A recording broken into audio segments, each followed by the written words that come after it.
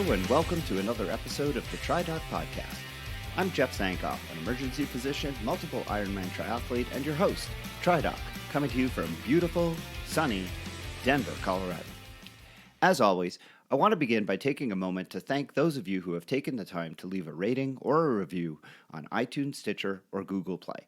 If you haven't, I hope that you will consider doing so, as this is one of the few ways that can increase the visibility of the pod for those who don't know about it yet. I have another interesting, and I think, entertaining show for you today. Nathan Carlson is a physiotherapist and coach who specializes in helping runners and triathletes make the most of their performances by leveraging strength training to prevent injuries or to recover from them if they've already occurred. He joins me to discuss how and why strength training should be an integral part of endurance training. Janetta Iwanicki is back for another in our series, Reels for Wheels, our name for the segment where we suggest movies for your trainer rides. But first, I have an answer to a listener question that is hugely important, and I'm willing to bet will be almost completely unknown to the vast majority of my listeners. Coming up, a discussion of the Female Athlete Triad. What is it? Why is it so important? And what can be done?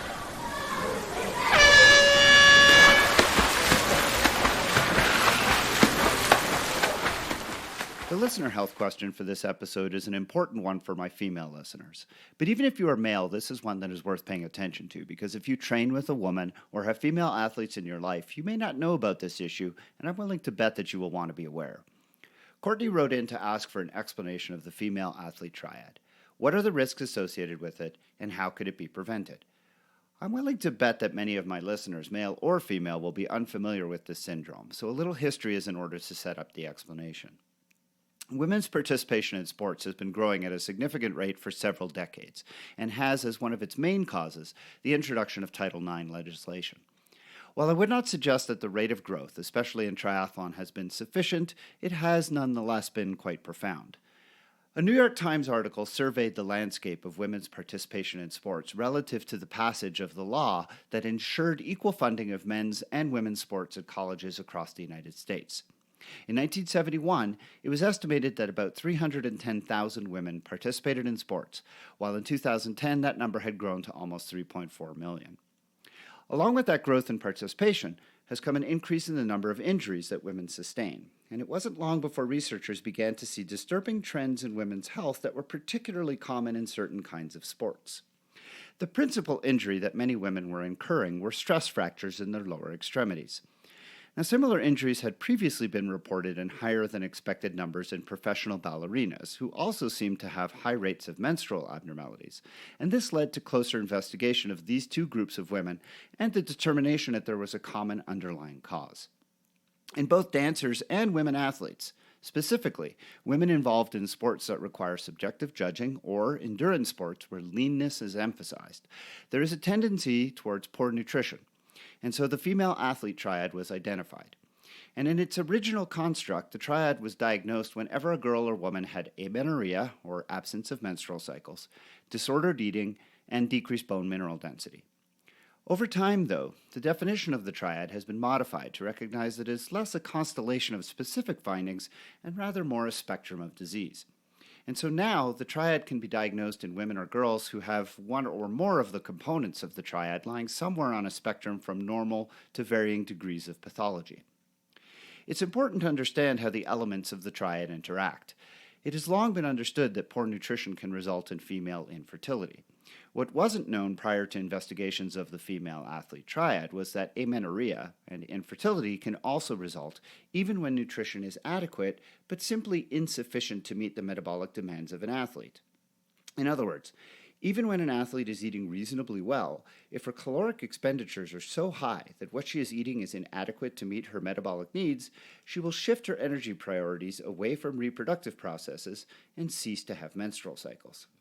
While this may not seem on the surface to be a really hugely significant issue, there is a hidden cost to the cessation of menses. The process by which menses stop is by virtue of a decrease in circulating hormones, particularly estrogen. And when estrogen levels are low, there are important systemic effects outside of the reproductive system. It turns out that estrogen is very important for bone formation and for bone remodeling. When estrogen levels decrease, bone is resorbed and bone mineral density falls, leading eventually to weakened bone structures and to the stress fractures that we're so often being seen in dancers and athletes. Poor nutrition compounds this problem by providing inadequate calcium and vitamin D that can accelerate the process further. Consider that amongst female athletes, the risk of stress fracture in some studies is as high as 50% when the triad is present. Even in the absence of all three components together, women with two elements of the triad have a 29% risk of stress fracture, while one component portends a risk of 21%. Alas, the triad is significantly sinister amongst the youngest girls and women in sport, and it is here that it can have the most profound and long-lasting effects. While disordered eating falls on a spectrum, at its most severe form, it takes the form of true eating disorders such as anorexia or bulimia, both of which are potentially life-threatening and very hard to treat. In two separate studies, Martinson and colleagues looked at elite female high school-aged athletes to determine how common disordered eating is, and their findings were very concerning.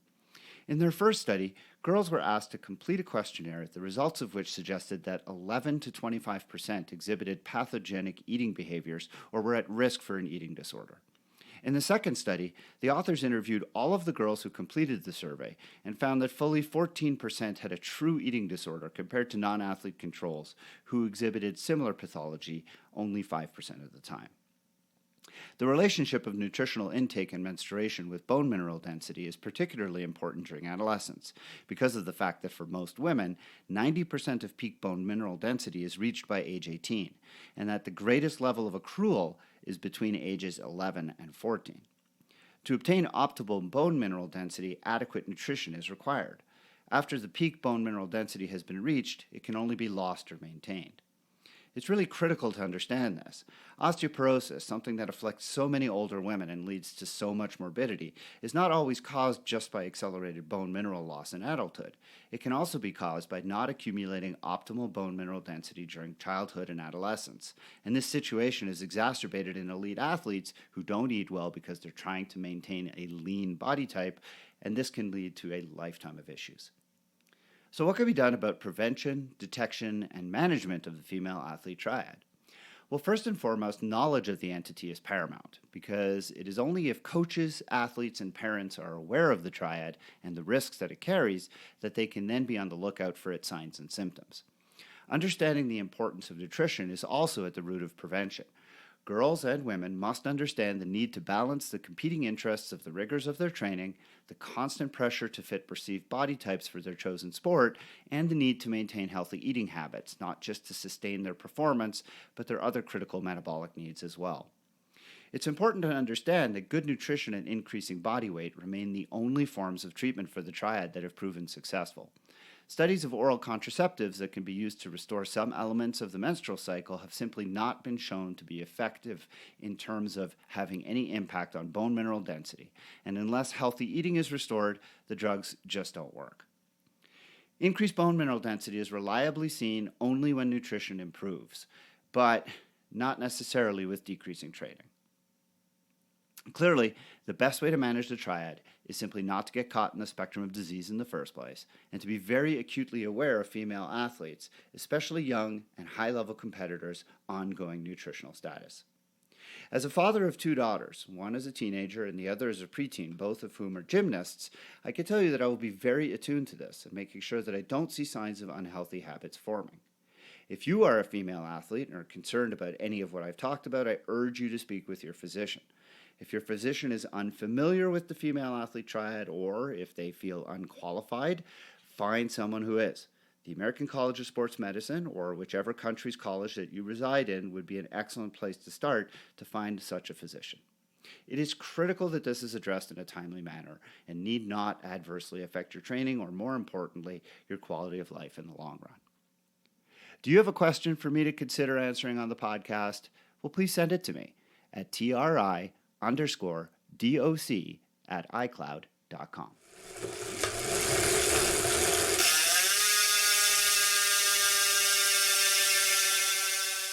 Although it's the third event in a triathlon, running is by far the most commonly associated with injury. Studies have shown that on average, 65% of runners are injured in some way every year, And while the majority of those are minor and doesn't necessitate a significant amount of downtime, the impact that running takes on the body cannot be overstated, and the pun there is very much intended. My guest today has made his career helping runners and triathletes prevent and recover from running injuries. Nathan Carlson is a physical therapist and coach based out of Kansas City. He received his doctorate from Rockhurst University and worked in sports rehab before opening his business, Runningmate PT and Performance Coaching, in 2017. He specializes in both the injury management and performance enhancement of endurance athletes of all ages and ability levels. Outside of his business, Nathan runs a mentorship group called the Runner Zone, along with 2 other physiotherapists, that helps clinicians, coaches, and athletes understand how to manage endurance athletes.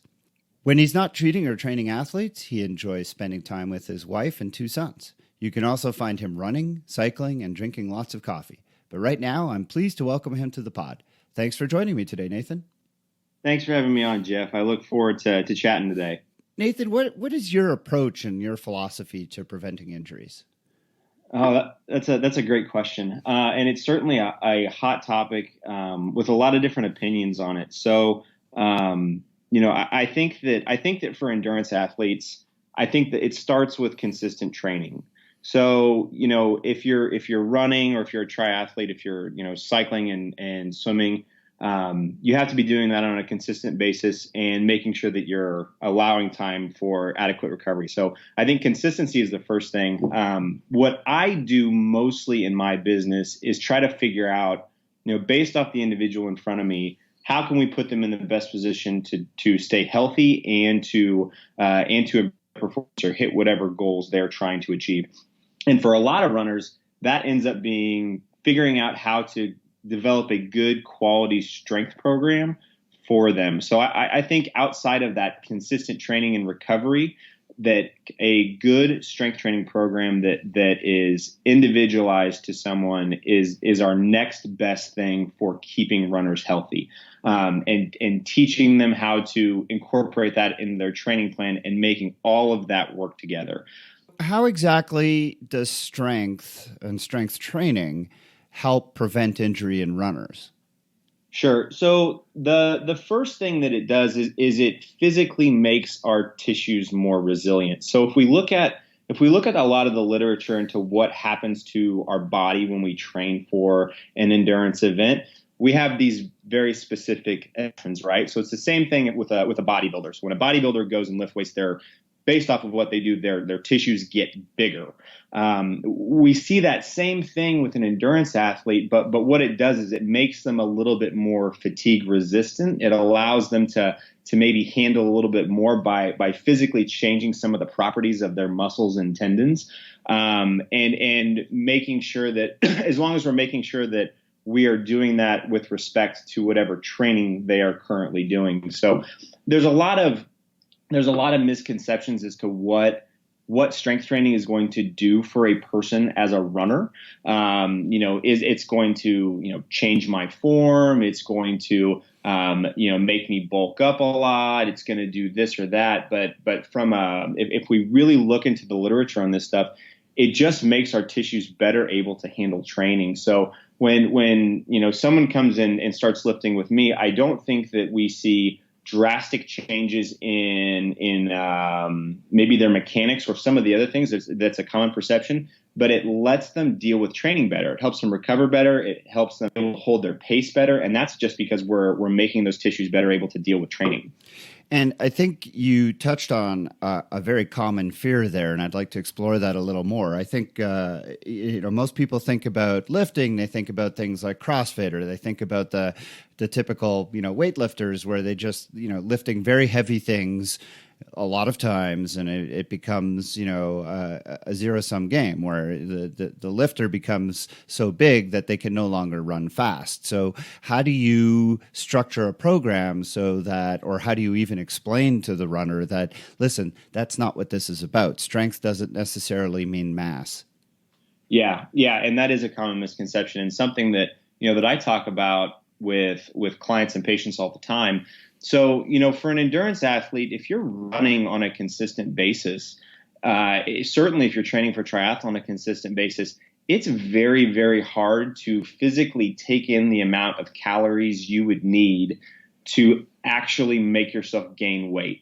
Now, maybe we'll see a change in our muscle mass, but we might not see a change. We're probably not going to see a big change in body weight because you're running so much, you're cycling so much, and it takes so much fuel to be able to gain muscle at the same time as training for an endurance event. It's very, very, very hard to do. I don't think I've had one person that's been training on a consistent basis that lifts weights that has gained weight.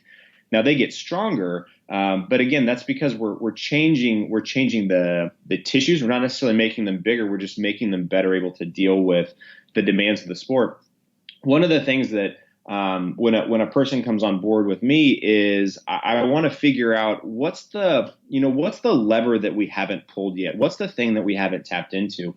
We see that same thing with coaching too. If someone comes in and says, I've been running at, easy conversational pace for 10 years. And I run 5 or 6 days a week, but I don't really do anything else. And I want to hit a certain time or get faster, something like that. An easy lever for us to pull with that client is to say, well, we need to start to increase some element of speed with that person. So maybe that's strides, maybe that's some faster finishes, maybe that's some light, interval work or some tempo running or things like that. Because that person hasn't had to deal with that. They haven't gotten the good kind of adaptions that happen from that type of training. So that's an easy thing for us to pull. Just like if someone comes in and says, I've been running 5 miles a week and I'd like to get better at this. An easy thing for us to say is well, you just need to run more. I'm not super concerned about your pace or any of that stuff. We just need to get you running more and you're going to get better at this. It's the same thing with lifting. So, what I'll see is someone will come in and maybe they don't have a history with lifting at all. Maybe they're doing some, I call them extended rehab exercises. They saw a physical therapist or a chiropractor, or, coach or, whatever it may be. And they gave them some kind of basic drills and they do those forever. And that can be fine, but maybe they're not doing some heavy resistance training. Maybe they're not doing plyometrics. And they haven't been able to get the adaptions that we want. That stuff. Those are the things that can be really, really, really helpful, is to figure out what has this athlete not dealt with in the past as a training stimulus, and how can we help them get to wherever they want to get to in the shortest amount of time possible, while also making sure that we're kind of dispelling any myths out there. And that's certainly one of them, that they're going to gain a bunch of weight. If you're running on a consistent basis, that's not a concern at all for me, because I just don't think it happens. If you're not running that much and lifting a lot, that's a different story. I don't see, it's funny, I don't see a lot of running injuries in my line of work, but I do see a lot of weightlifting injuries, principally from CrossFit. I mentioned CrossFit earlier. How do you design a plan of strength training that doesn't actually lead to people getting injured from doing that? So first, I think it starts with an assessment. We need to figure out what is going into making up that person. So if someone comes in and says, I've had 5 stress fractures over the last 10 years, that has direct implications to what I want to do with them. If they say, I get Achilles tendonitis every time I try to increase my pace when I'm doing, faster sessions, that direct implications to what I'm going to do. If they say I had an ankle fracture that I didn't rehab or do anything for, 2 years ago, that has direct implications for what I want to do. So we have to understand where that person is coming from. That's my favorite part of my job, honestly, is because, I can't really take off my physical therapist lens when I'm dealing with someone that doesn't have pain. And so, you're always kind of, floating between these two fields and saying, based off of all this information, how do we put you in the best situation to succeed? Because, it would be irresponsible for me to just say, come in, we're just going to start lifting heavy. I'm going to put 500 pounds on your back and we're just going to do squats till you can't walk anymore. We have to make sure that we have a good understanding of where they're starting, If we can do some kind of an assessment, we're looking at, flexibility and strength, and we're watching them run, we're having them do some different tasks. That gives us lots of information to figure out what is the best thing for you. And on the same end of things, what's the thing that's probably not going to work for you? So that's, I think, where that starts. And after we've got that kind of information in front of us, then it's about creating a good quality strength plan that is specific to running. And so, for me, that's making sure that we're doing single leg tasks, because running is inherently a single leg activity. That's what separates it from walking. Making sure that we're challenging every tissue of the body in a running specific manner, because running is a whole body sport. As much as people like to talk about, this muscle or this specific joint or section of the body, it all has to work together when we're running. And so we need to make sure that we're building up the abilities of all those tissues. So that's, upper body exercises, that's lower body exercises, that's certainly things where we're up on one foot. And then making sure that we are progressing them to heavier loads, again, especially if they haven't done that stuff before. When our foot hits the ground, we're absorbing 2 to 3 times body weight every time our foot hits the ground. And, if you go out for a run, you're getting thousands and thousands of those contacts on most of your runs. And so a lot of this is about, building up the resiliency of those tissues. For me, that's picking, and then, that's picking the exercises with the least risk involved. So, if you look on any of my social media pages, you'll see my clients doing a lot of similar things. Everybody that I work with has an individualized program, but there are certainly some drills that I find myself programming more than others. That is often trap bar deadlifts or split squats. Those two exercises are fantastic because they stress the body in a running specific way. They challenge all the tissues of our lower extremities, which again is the thing that's under the most demand when we're running. And that's what we want. Again, the idea is we're preparing the body for the demands of training. And so, and making sure that we're progressing through that stuff. There's a set order to how we do things, because we need to give the body a chance to adapt and do its job. It's the same way, same reason behind, a new runner. We say, let's run a little bit more. Okay, now let's add in a little bit speed, add in a little bit of speed. But let's be mindful with our progression. So, I know that's a long-winded answer. No, that's great. That's great.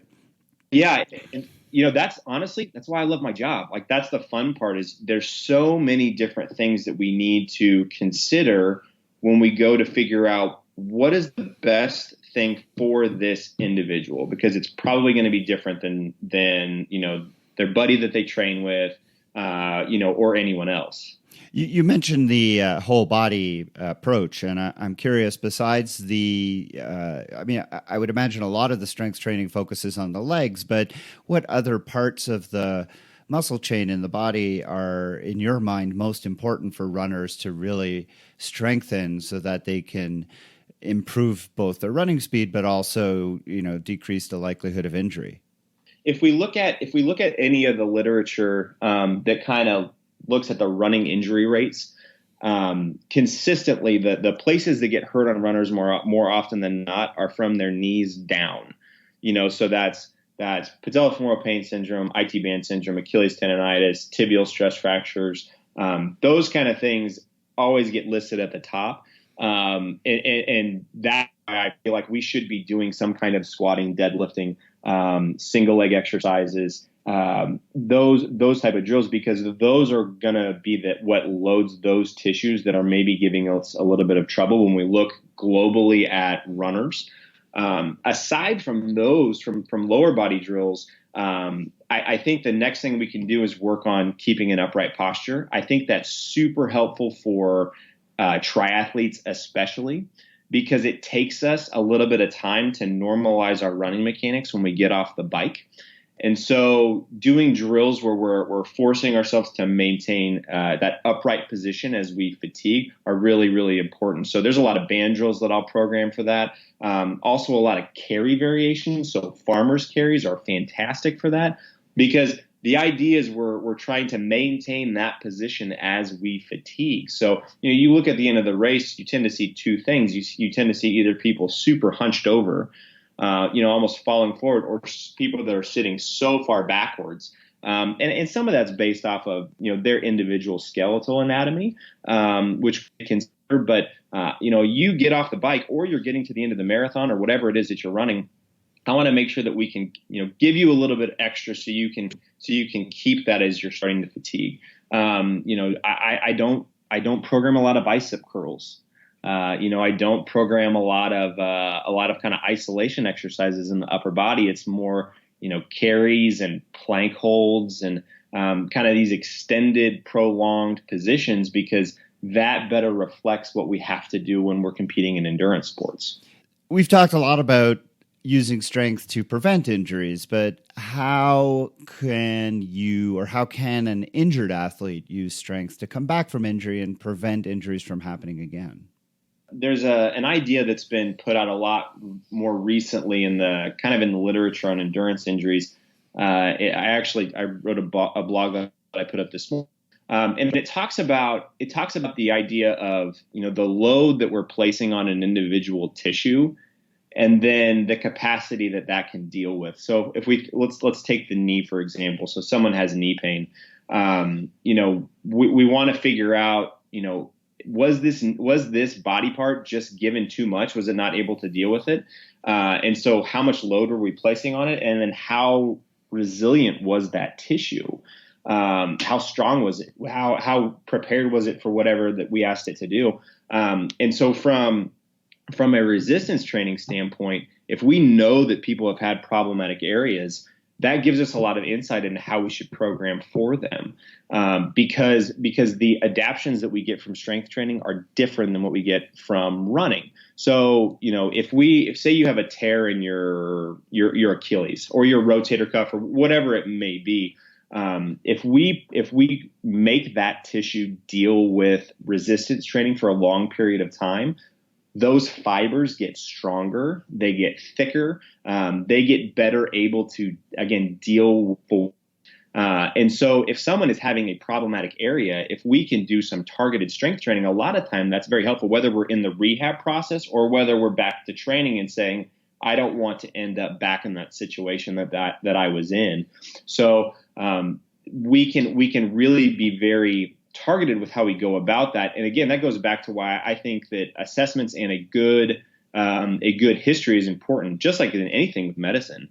But certainly with this stuff too, because it gives us an idea of what we need to be working on.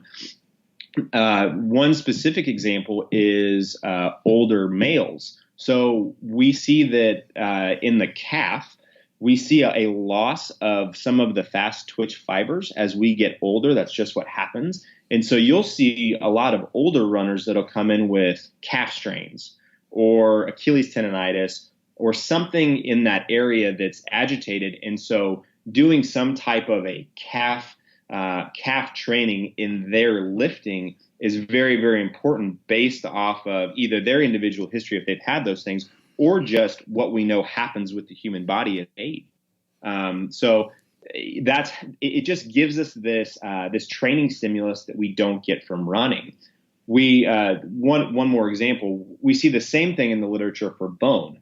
So stress fractures are something that I have a lot of interest in. I see a lot of people with them. I certainly see a lot of people that are coming back from them, or they have them in their history.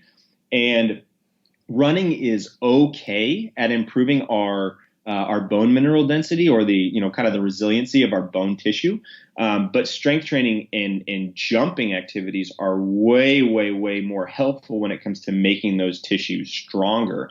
So if someone is coming back from a stress fracture, yes, I want them to run when they're ready. I want them to run on a consistent basis and be mindful about their progressions and all those types of things. But I also want them lifting and really getting into heavy lifting and jumping drills, because that helps bone get more resilient, much better than running, and certainly better than cycling and swimming, which don't have much load going through those tissues at all, or much dynamic loading going through those tissues. Right.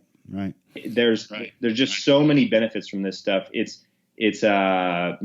really need to do it if you're looking at staying healthy and getting faster or approaching a new distance. What three pieces of advice would you offer to runners to try and decrease the likelihood of injury and increase the likelihood of a long-term running career? So just like we talked about, I think number one is getting a good strength training program, however works best for you. So, I have clients, we work on lifting from a distance. I send out programming and you complete that stuff on your own. That works best for some people because lives are busy and they don't have a provider close by to them. If you have someone in town that you trust or that's trusted in the endurance community, go see them, get an assessment, like get on a good lifting plan, because it can be really, really very, very helpful at all this stuff. We're never going to be able to say we can prevent 100% of injuries. That's just not possible. But it's the best thing that you can do to put yourself in a situation to not only achieve your goals, but have a long-term running career, so you can run as you get older and hopefully stay healthy. So that's the first thing. The second thing is it's a slow burn, man, with all this stuff. Like, you guys in triathlon know this. If you've got goals, be patient and be consistent. Don't feel like you've got to put too much into one individual workout or you've got to crush yourself all the time. We just want this steady improvement in your abilities with training, with lifting, with everything, because that's what happens with the body. It takes time, and consistent is very, very important for anybody, whether they're a high school kid or someone in their 80s that is wanting to still run and do whatever. And then the third thing is do something outside of the endurance world. There's a very tight endurance community in Kansas City, which is fantastic. I think it's really, really helpful to have something outside of that. Running and triathlon inherently is a I'm moving forward sport. So they're sagittal plane sports. Certainly motion has to happen. We get some rotation. We get some different kind of things with swimming, certainly, but we're really just moving forward when we're going to train. Find something else that you like doing, and because it gives you an outlet from this stuff, so you don't stress out too much about your training. And again, it gives your body some different things to deal with. It gives you a chance to kind of decompress and relax and not worry about your training too much. So whether that's yoga or whether that's rock climbing, that's soccer, like whatever it is, have something outside of this and make sure that all of that stuff. One of my business partners, Chris Johnson, he kind of coined the term that the body is like an ecosystem. So he talks about this when we teach continuing education. So we want the ecosystem to be really happy, right? If there's something that's bad going on in an ecosystem, it can really throw the whole thing off. So make sure that everything's working well. Like if life is stressful and things aren't going how you want them to go, we need to make sure we're taking that into account when we're going into training. So I think I gave you 4 pieces of advice, but no, that's great. That's really terrific. Those are all great pieces of advice. Thank you so much, Nathan. Where can people find you on the interwebs? Yeah, so you can go to my website. It's runningmatekc.com.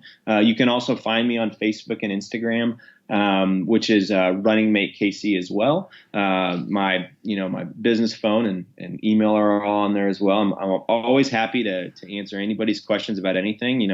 I do what I do now to hopefully help as many people as I can enjoy these sports because they're so much fun and they've got such great communities, and the more we can do to keep you happy and healthy, that's why I do what I do. All right, and I'll put all those links in the show notes. Nathan Carlson is a physical therapist and coach based out of Kansas City. He owns and operates Runningmate PC and performance coaching there.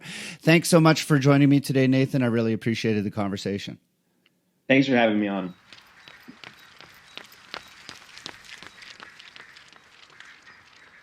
And now it's time for Reels for Wheels, when my friend and colleague and fellow multiple Ironman triathlon finisher Janetta Iwanicki joins me on the podcast to give suggestions for movies to watch while on the trainer, to make those sessions significantly more enjoyable. Welcome, Janetta. Hello. So we're coming off our first ever theme segment when we both recommended Bond films. What have you got for us this time?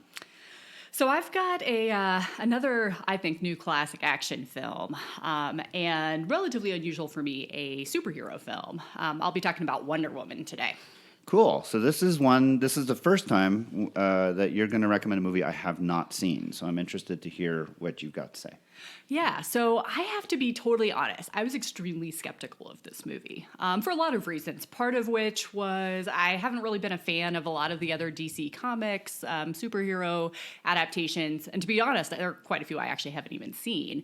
However, I actually had this movie recommended to me by several other triathletes who love to watch it on the trainer. A couple of our mutual friends, Marlo Macht, Jen Bellows, and a few other folks have recommended it to me. And so finally I gave it a try, and I was really pleasantly surprised. It's a movie that really tells us about Wonder Woman's origins and tells us about the society and the community that she comes from, as well as what she brings to a really interesting villain in Nazi-era Germany. And I think one of the things I really loved about it was learning about her community that she grew up in. There's a lot of really badass women in this community, because it turns out it's all women. But watching their training and watching how they become these amazing female warriors was really fascinating to me. Gal Gadot does a great job, certainly in the title role, but some of the other women were fantastic as well. Actually, Robin Wright really stands out as another fantastic performance there. Yeah, and I love Chris Pine, and I have heard nothing but rave reviews about Gal Gadot. I can't say that I've seen her in anything else. Yeah, so she's had a relatively small number of roles so far. She's an actress who's Israeli and has sort of really just started breaking into the U.S. cinema scene. And I think really so far Wonder Woman has been her major breakout role. She was quite good, though, when she hosted Saturday Night Live as well. I would imagine. But this is a movie that is on my radar for sure, mostly because I have two girls and because I understand it's one of the few, well, not few, but I mean, lately there's been a lot more movies like this, but it's one of the big sort of action epic films where a female character has the lead, has all the lines, has the big role, and really saves the day. And that's something that I want to share with my girls for sure. I also understand, I mean, I am not, as I've mentioned before, I don't like the comic book superhero type movies, but this one apparently is one that everybody says, even if you don't like them, this one is one worth watching. Absolutely. And it's got great performances. Chris Pine in particular, I think, is really fantastic. Surprisingly, in that supporting role where he's not the primary focus, but he really brings that focus back to the main character, which I think takes a lot of strength as an actor in some ways to be able to do that in such a confident manner. This is no man's land, Diana. It means no man can cross it, all right? This battalion has been here for nearly a year, and they barely gained an inch. All right, because on the other side, there are a bunch of Germans pointing machine guns at every square inch of this place. This is not something you can cross. It's not possible. So what? So we do nothing? No, we are doing something. We can't save everyone in this war. This is not what we came here to do.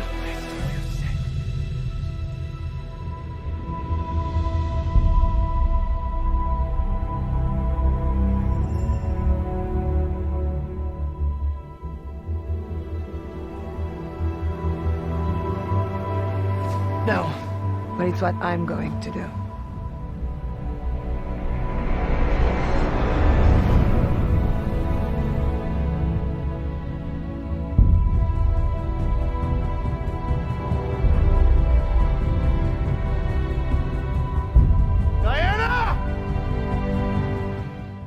I think the other thing that's fantastic about it is it's got a great sense of humor to it. And while it does have violence compared to some of the other movies we've talked about, it's certainly much more family friendly.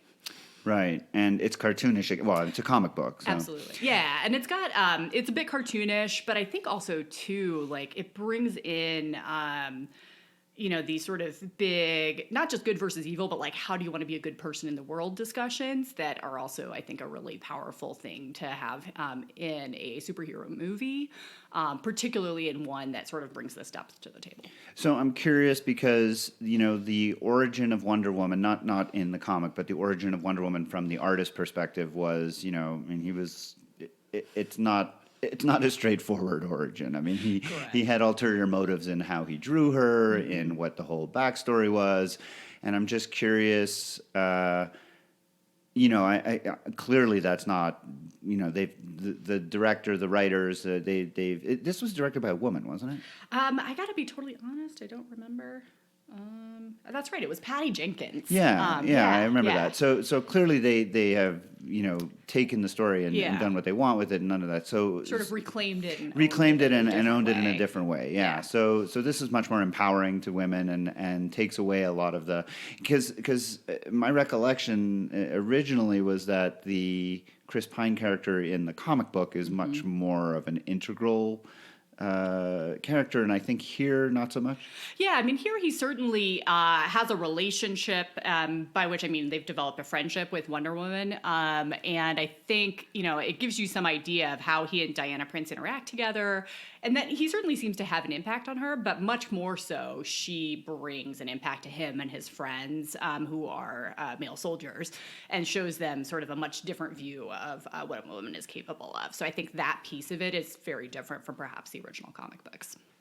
Now, I would be remiss as a man who grew up in that time if I didn't mention Linda Carter, because let's face it, I was a boy of the right age to, basically, worship Linda Carter. Does she have any role in this movie?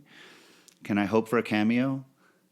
Not that we know. All right, I'll have to look. I recall. I'll have to look on the IMDb Easter egg site and see if she has a cameo, and only hope. So, what kind of trainer rides do you think this movie is appropriate for?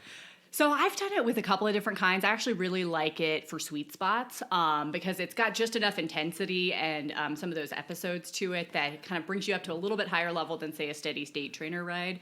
But I think also, too, it lends itself to quite a few different types. All right. Well, I will add it to the list to watch with my girls and then put it on the trainer ride list as well.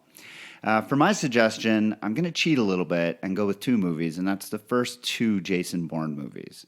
Now, I recognize that's a bit of a cheat because it's two movies and not one, but the reality is that these two films really do form a continuous story arc with many of the same characters and a storyline that weaves its way pretty seamlessly.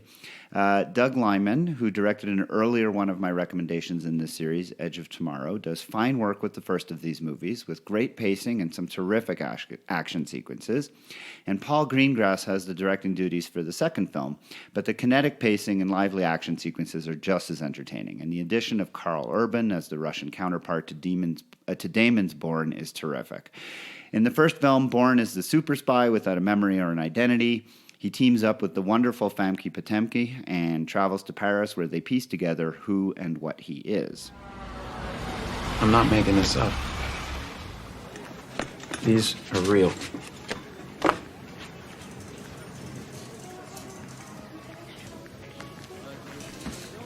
Okay. Who has a safety deposit box full of money and 6 passports and a gun? Who has a bank account number in their hip? I come in here, and the first thing I'm doing is I'm catching the sight lines and looking for an exit. I see the exit sign too. I'm not worried. I mean, you were shot. People do all kinds of weird and amazing stuff when they're scared.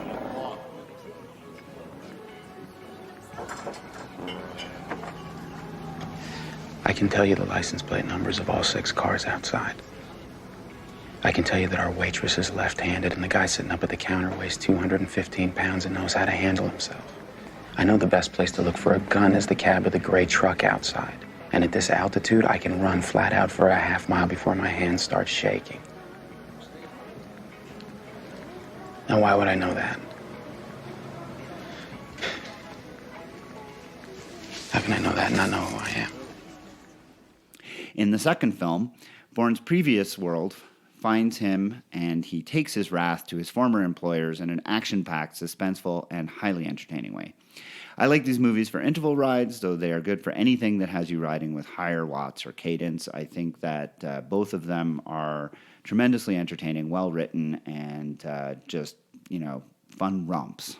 That's a great description of them. I think these are the perfect example of movies that don't take too much brain power to enjoy. Yeah, you can follow all the intrigue and everything else, but honestly, you can just enjoy the action without having to think too hard about it, which I always really like. Yeah, and personally, I think they jumped the shark with the third one. I think a lot of people like the third one. I did not. Yeah. But, I was not much of a fan either, to be totally honest. But the first two I thought were fantastic. Yeah. And then after that, they didn't need to go on.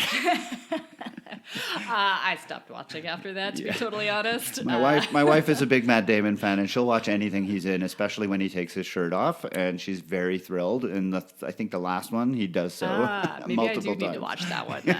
Duly noted. Yeah.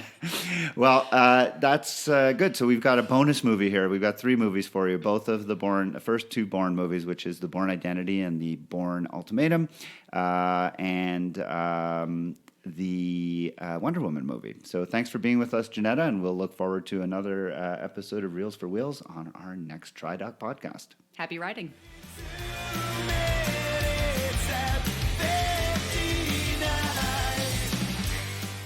And that brings us to the end of this episode of the TriDoc podcast. I hope that you've enjoyed listening to it as much as I enjoyed bringing it to you. If you did like what you heard, please consider leaving me a rating or a review wherever you download this to listen. Those really do help. If you didn't, or if you have other comments or a question for me to consider for answering on the show, send all of that feedback to me at tri_doc@icloud.com.